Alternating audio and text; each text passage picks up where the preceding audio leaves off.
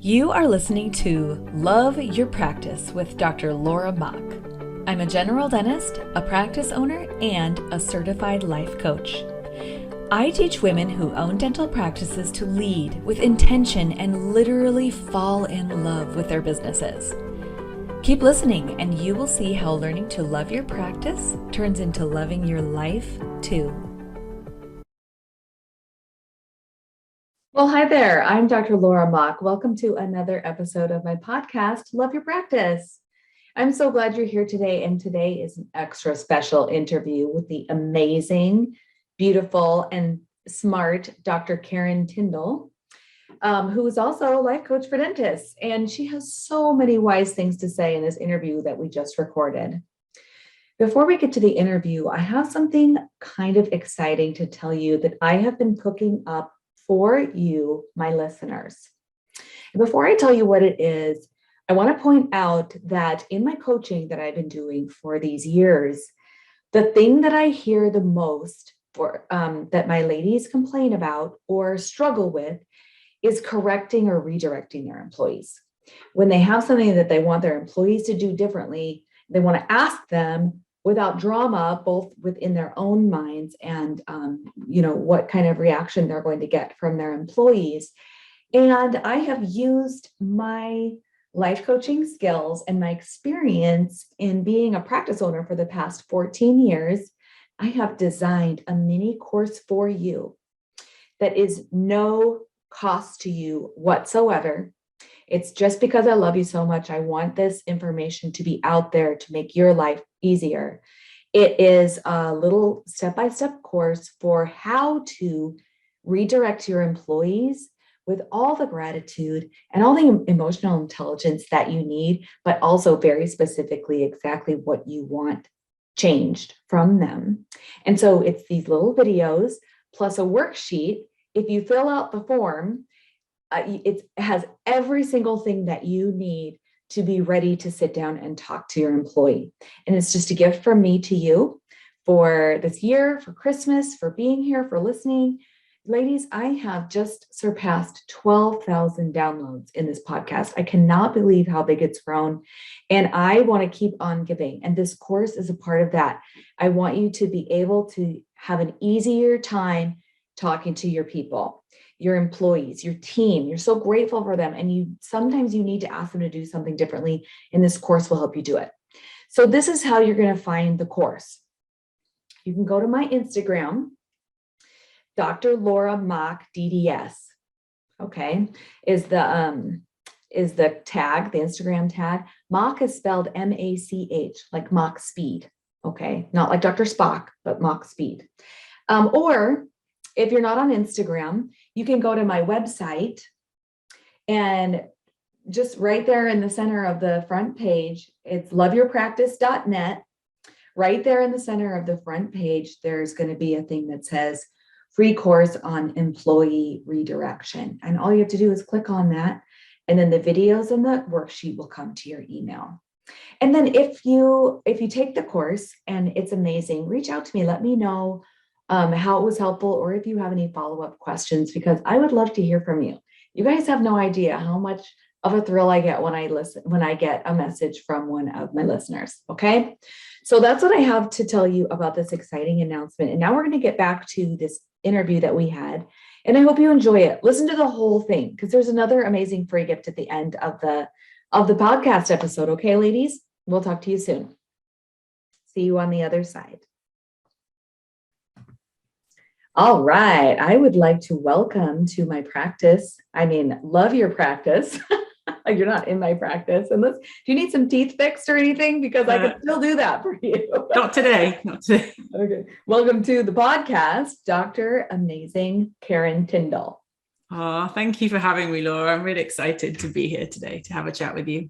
I am too. I've been meaning to ask you on for quite some time, but things get busy, and we've known each other since I think we met during the pandemic shutdown in a dental entrepreneur women's meeting or something, didn't we? Yeah, right. I think it was about March 2020. Mm-hmm. So right when things were getting a little bit hairy. Yep. Mm-hmm. Yeah. So tell us about you. How did you land here and I'm interviewing you on this podcast. Let's start with who you are. Yeah. So my name is Dr. Karen Tindall, and as people will probably tell, the first thing when they hear me speak is my accent. So I am originally from England. I'm from Yorkshire in England, and I moved to the United States coming up for 6 years ago now. My husband had a job move over here, and in England, I originally used to be a family dentist before moving into orthodontics, and I never envisaged myself living on the other side of the ocean. Like, it just wasn't even a possibility. I loved my job. I loved who I worked with. We lived on a farm that we'd just built. I had a horse. Everything was super settled. But we found ourselves in the United States, and I found that I could no longer work, full stop, not even as a dentist, but I just couldn't work because I didn't have the right type of visa. So for the first time in my life, I had the opportunity to be a full-time stay-at-home mum after having always worked in dentistry from the second that I graduated dental school. And that was new and different to me, but very quickly, I found that I was a little bit bored. There needed to be something more to life than being on top of the laundry, always having dinner ready when everybody came through the door, which was lovely. And I absolutely loved that part of it. I kind of miss that part of my life now as well, of not being that full stay-at-home mum who's in charge, who's on top of everything. But it gave me the opportunity to do some further learning. And I chose to become a professional life coach. And I did my training for that. And then I got my accreditation with the International Coaching Federation.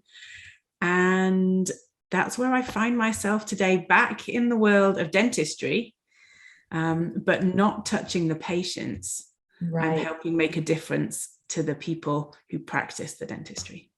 Yeah. So now you serve dentists instead of patients. Yeah. And now you're finding that this is becoming something that's keeping you a lot busier, right? Than it was even a year and a half ago.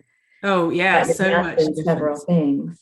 Yeah. When you came to the United States, did you understand fully when you moved here that you were not going to be able to work and earn money at all?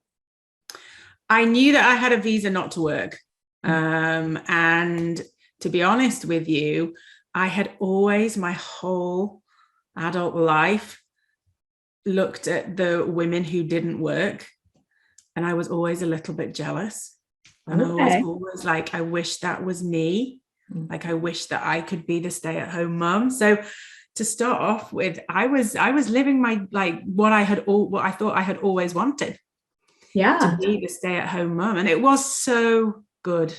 Yeah. The feeling that I was able to give myself by always being there for my children, never feeling that I wasn't able to support them for the reason that I was at work, was amazing. And your kids were elementary school age? They were 9 and 12 years old when they came. So they still needed mummy a lot. They always need mummy, basically, but yeah. Mine are bigger and they still need me. They don't call me mummy because we are not from the United States, from Britain, but yeah, it's interesting how, and this goes back into a little bit of feminism, which when I say feminism, my heart does a little happy leap, just in case anybody was wondering. I'm up there with the woman power thing. I strongly believe that women should be able to choose. Are they working? Are they staying at home? And there's sacrifices that we make on either one of those choices, right? Or do they kind of straddle the middle and do something in the center? And for me, I was a stay-at-home mom, and I was going to school part-time through most of that, but I was a stay-at-home mom for, like, I would want to say 3 or 4 years, and I disliked it. Of course, they were babies, right? They were tiny babies, toddlers. Yeah. And, it's that very tiring, isolating time when you're just feeding babies and getting up in the middle of the night, and there's nobody to talk to and stuff like that. But there are women who love that. Yeah. I think that's what I have now come to appreciate, is that I have done both. Mhm. And I can see why each section of that population of mums, whether they're working mums or stay-at-home mums or part-time who do a bit of both, everybody thinks very differently. And sometimes it's hard to appreciate a different perspective. But once you experience it, I can now see it from all sides of how it feels and how it can be, and what the experiences are that go with that. I guess I was lucky with my girls being a little bit older that during the day I was free to entertain myself, and I also was like managing an international move, so there wasn't a shortage of things to do, and whilst creating a new life I had plenty of things to entertain me for the first couple of years before I got to the point that there's some piece missing, that I need to be doing something else. Yeah. And now you're you got this opportunity that the move created for you to get a new skill. Yeah. Whereas now you have a different kind of visa, so you are able to work, right? Yeah. And in the meantime, while you were sort of like your ability to earn money was on hold, you became this life coach that can help whoever you choose. And what you ended up specializing is women who are doctors. Is that right?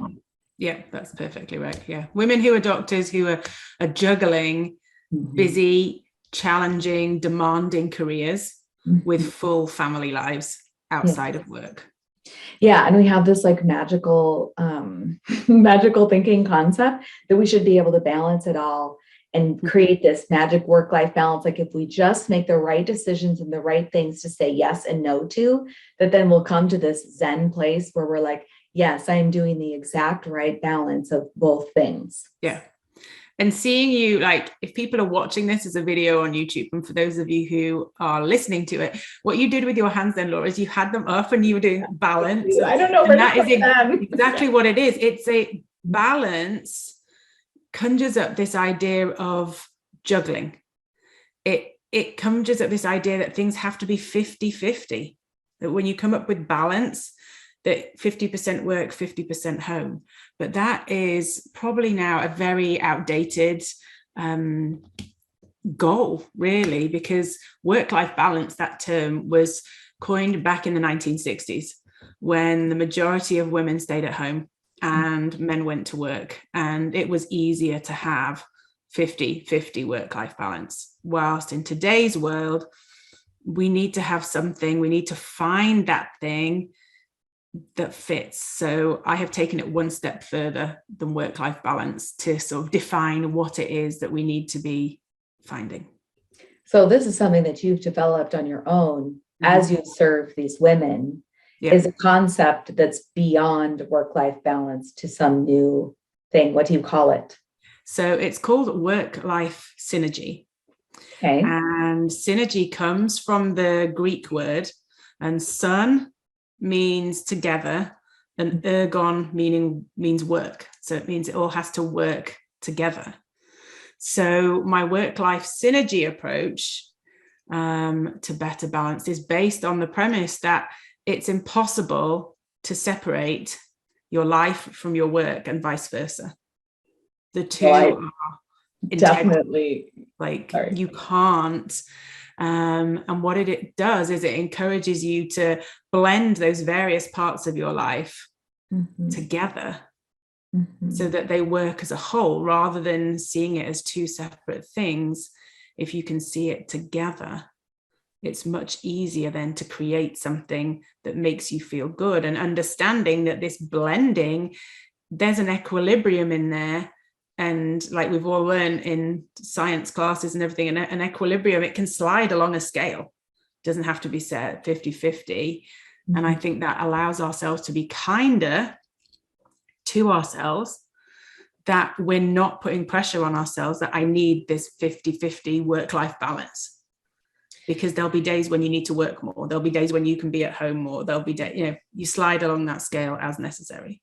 Right. I like the idea of a scale, because there's days and seasons of being a woman who's a dentist. There's, certain days, but then there's also, like with me, my kids are teenagers or older, my youngest is a senior in high school. So I spend a lot more like money on them now than I ever have because of tuition. But also I'll go a week without seeing any of them, or a month, right? Even my senior, because he goes to a boarding school that he chose. But back to this being kinder to ourselves, I feel like that's synergistic with what I preach, which is that we need to be listening to what we are telling ourselves about ourselves and our practice. And in fact, the first episode of this podcast, number 1, there's 60 now, if you can believe that. This is 61, is how to sleep at night when your dental practice lives in your head. So it's kind of that carrying home of the worrying parts of dentistry and the business ownership too, which none of us learn how to do. And then we're taking it home. And if we're not in balance, I'm not going to say the word balance, throw that in the trash. If we're not in synergy, maybe there's something happening at work that's causing a conflict with our ethics or an interpersonal conflict. Not only are we thinking about it in the middle of the night, but we're also telling ourselves that we should be handling it better. Yeah. Which is a way to think about something that, you could teach us how to be kinder to ourselves about it. Yeah. And I think, when you say that, I think one huge part of this, and you're talking about as a woman owning a dental practice and everything that is like resting on your shoulders, one of the terms for that would be mental load. And it's becoming a more, popular term that people are aware of. And the mental load of a woman in dentistry is you have all of that load of owning a dental practice and being the business owner and being in charge and looking after your team and being that person that everybody comes to. Yep. And I would add the worrying part. Yeah. Like we just buy it or we just open it and we have this part of us that's like, will we make payroll? Will we survive this month? Will we survive this year? Yeah. And Karen, that thought habit doesn't go away once it becomes a successful practice unless we acknowledge it and intentionally dismiss the thought. So the mental load is all of those things that you just listed, plus, oh crap, I don't know if we have enough, even when there's plenty. Yeah. I just worry about it so much. But go on. So we have it. Why don't you explain to the listeners the mental load concept? Because there might be people who haven't come across that yet, as far as just the mental load of being a woman and a wife and a mom. Yeah. So a really nice way to define mental load simply would be to say, always being the person to remember.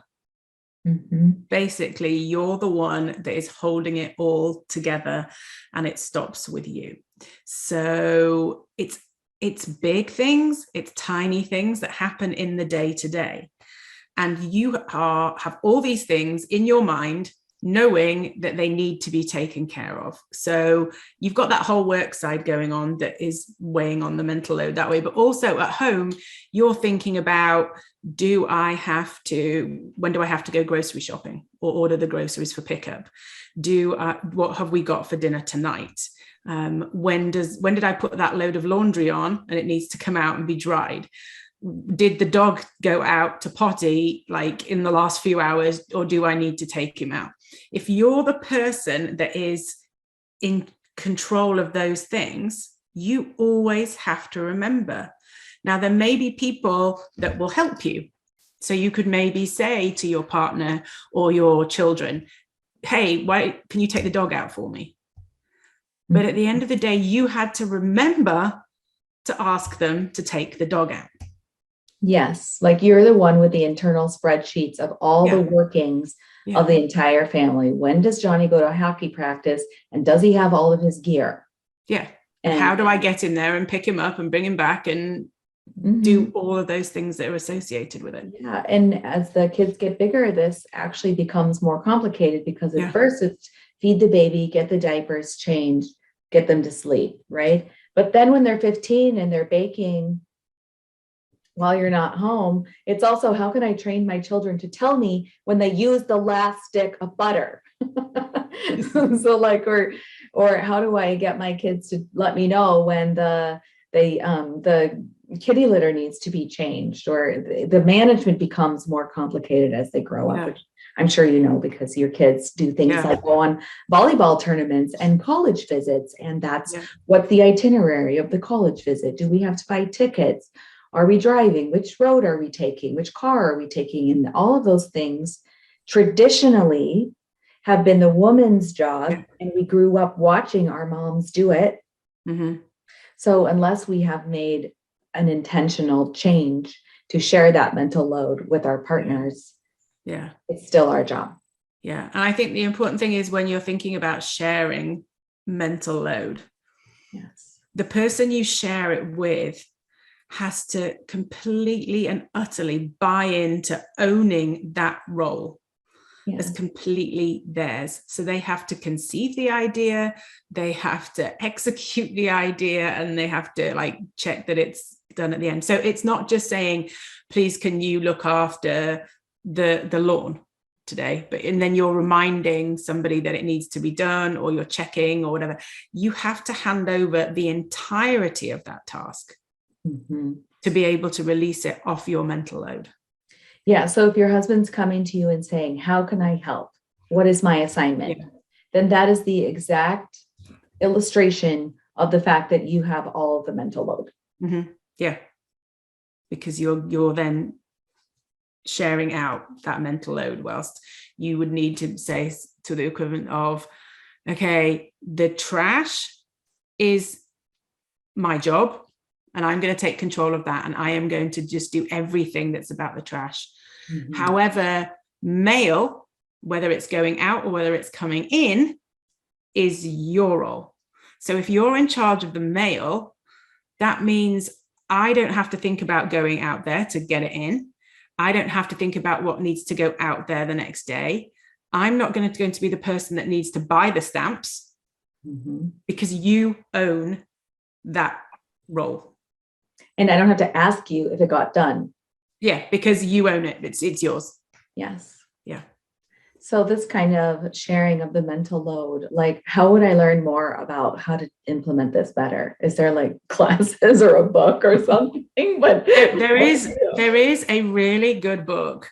And coming next year in 2022, I'm also going to be running some workshops on how to do this, on how to remove the mental load. So the book is called Fair Play by Eve Rodsky, which I think is a really good system that she has set up. And I'm going to be taking that and adapting it for people, for women doctors, basically, of how this works. I've used that as my inspiration, and I have we've changed a few things as well. So that will be coming of how to reduce your mental load. So awesome. So for anyone listening, first, we'll have this book as a link in the show notes. And then later on in the meeting, the episode today, we're going to talk about something that you can offer people. And if you are interested in taking this workshop with Dr. Tindall later, take the free thing now, and then you'll be on her email list and she can let you know when it's available. Okay. So, I just love that topic of how do we reduce mental load. I'm not perfect at it. Like, it's still something that I work at and refine. And, I don't think anybody ever gets perfect because life isn't perfect. I mean, this is better at it. Possibly a little bit personal, but Karen, you are really good at taking care of details. And I noticed that when we're at meetings together, I let you take the mental load. I'll be like, okay, where are we going? And you'll be like, oh, well, tonight we're going to this restaurant here. And you already figured it out. And but on the flip side of that, I allow people to do that because I am good at organizing, but I also put myself forward to do that. So I gain pleasure from doing that. And I think if there are other people that are in the same situation there, that they are the organizers and that you can rely on them to get things or know what's going on. Or I've been like that my whole life. Yeah. But there comes a time when you have to say, right, I need help with this now. And I think it's knowing when to say that you need help. Yes. Or speaking up and saying, you know what, I don't think I want to take care of tonight's reservations. Anybody else want to do it? Yeah. Okay. So when you talk about the synergy concept, part of it is this mental load thing, then, right? It's making sure that you've removed from your mental load things that somebody else is willing or able to take over, or just things you don't want to do. Yeah. And also then it's also about working out, how can I get the things done that I need to get done in the most ergonomic, simple way that allows me to do the various pieces that I want to do. So one of my clients is an orthodontist, a woman, and she's here in Arkansas, and she came to see me. I went to see her actually, pre days of not being able to go see people, in those days when we were just easily moving around. And she wanted to be able to practice yoga, and be a woman dentist and have a family and still keep up. So she had qualified as a yoga instructor while she was in dental school, which probably is a big feat in itself, finding those extra hours to do that while being in dental school. But she loves yoga. And she would always feel guilty that the only time that she could practice yoga was after work, because that was when her free time was. But she also had in the back of her mind that that's the only time that they get together as a family, is after work. So she would go to the yoga classes. She would feel bad that she was at yoga, that she wasn't at home with her children, and she just didn't relax and enjoy the yoga as much as she used to. But she knew that was an important part of herself. And following my work-life synergy sort of system, what we did is she was able to work out a way where she could do it all. And the amazing solution to her problem is, what she decided is, she had empty upstairs office space in her dental office.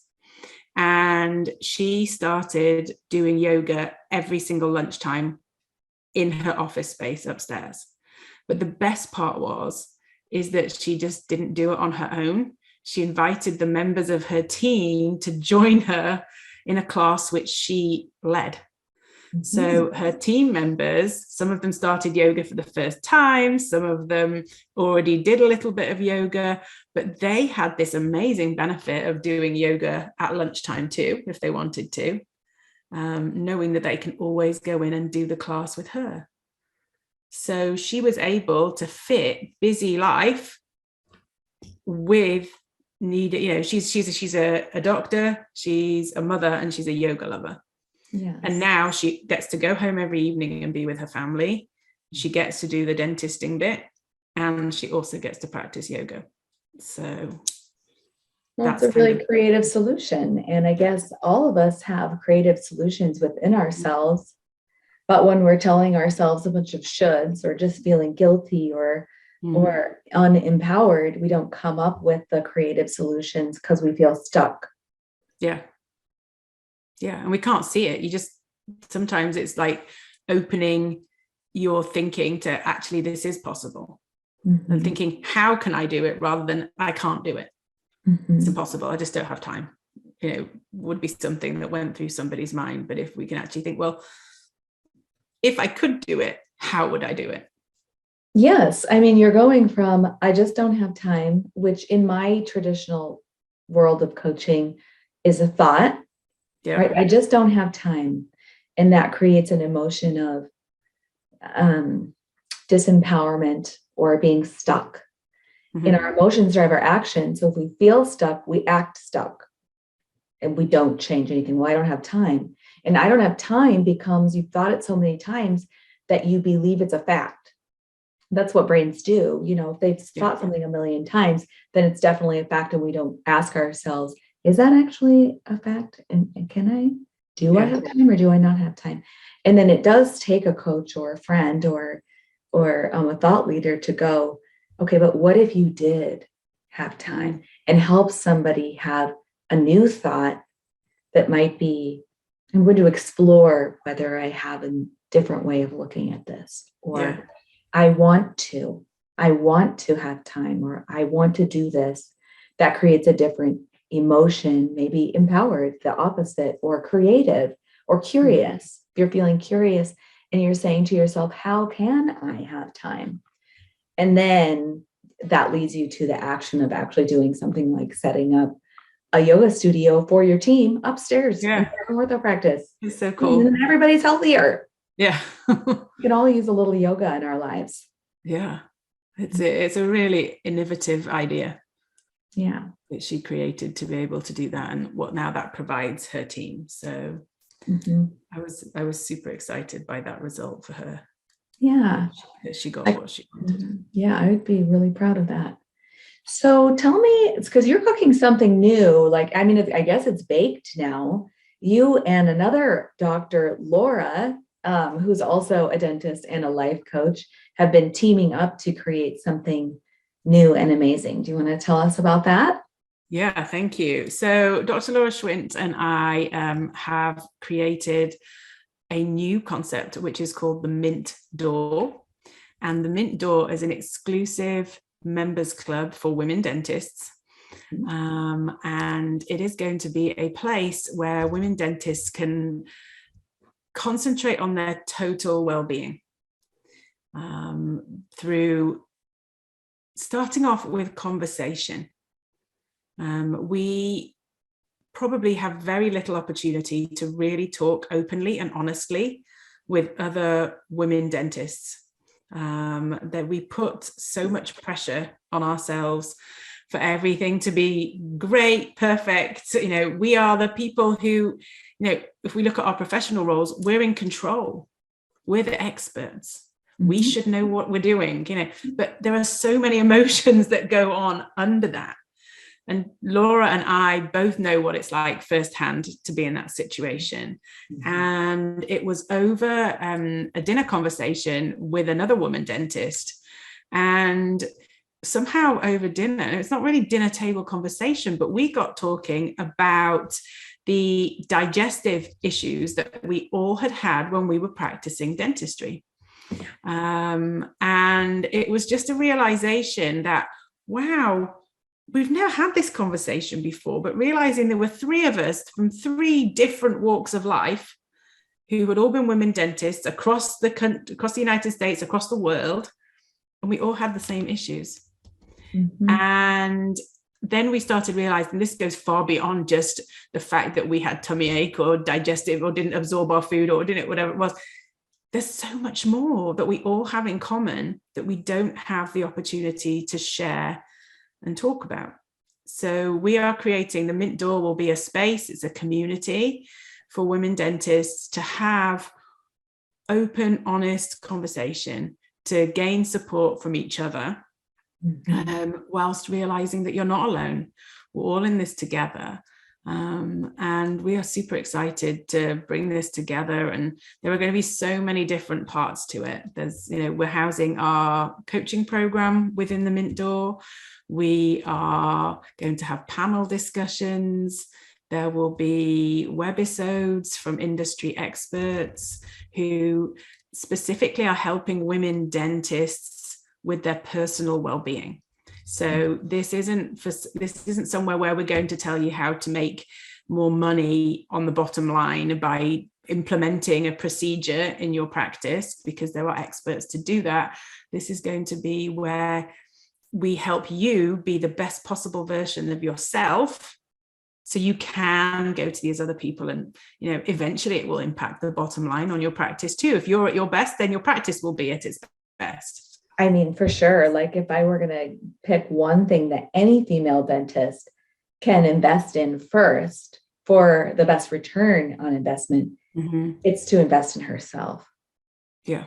It's honestly, so you and Dr. Laura Schwint are just both shining lights in the realm of supporting women dentists. So I'm really excited to see what this becomes, because I'm sure that it will impact many lives. And of course, since we're all women, it won't just be the individuals you help, it'll be their families and their patients too. Yeah. And their employees. The impacts are are far-reaching. And Yeah. when you think about this concept of well-being, it being the woman dentist, well, the kind of additional part to what Laura and I are doing is we are also going into dental practices and introducing this concept to the teams of these women dentists who are already thinking about well-being being, at the top of their list. And they want to look after their teams. They want to give their teams the best possible chance to feel good as well. So by going into practices, we are helping the whole team feel that way, and understanding that, they can look after themselves as part of the workday. They don't have to feel frazzled, exhausted, worn out, miserable or grumpy or irritable, whatever it is, at the end of a work day when they go home. They just want to, rest their head in their hands because they have a headache. So that's a super exciting thing to be able to help these dental teams, because being a dental practice owner yourself, you'll know that you want to retain your team. You want to keep them working with you, and that's so important. And looking at ways of what can I provide my team with that they wouldn't get elsewhere. And we are finding women dentists who are on the forefront of bringing well-being and wellness into their practices to keep their teams healthy, emotionally and mentally well, and also, physically well as well. So they can work. Yeah. Being there. I want to retain my team, but I also want my team to be well. Yeah. Because they're the ones who do most of the work in my practice. My practice is nothing without them. Yeah. So if they're well, then my practice yeah. succeeds, and then that benefits me and it benefits the patients. Yeah. And it just is one circle of. So that's another exciting part. That's not part of the Mint Door Private Members Club. That's a separate part of the Mint Door, but that's what we are really enjoying at the moment, is going into these practices to sort of spread the message and do some group coaching with the practice team.